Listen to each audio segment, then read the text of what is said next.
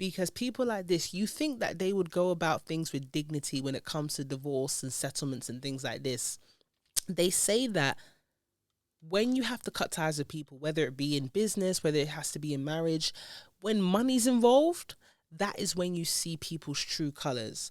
Make sure that your heart and your mind is ready for things that might be disappointing. And I know you don't want to hear it. I know you think, oh, I know this person for X amount of years, they would never do this. Never say never when it comes to money. When you get to that point of divorces, and you might go for a mediator, you might want to avoid, lengthy court proceedings and solicitors and this, that, and the third.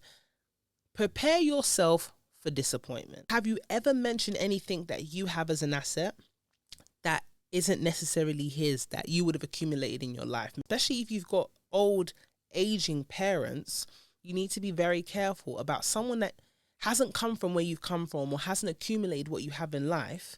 To start saying, oh yeah, my dad who's like in his 90s has a couple of properties and this, that, and the third. Because when you think people aren't listening, they're listening. And when it comes to getting things that they didn't work for, now she has voiced this on time and time again to her second husband that, oh, the things I've accumulated, these are for my children. He goes, but if I need them, you give them to me, right?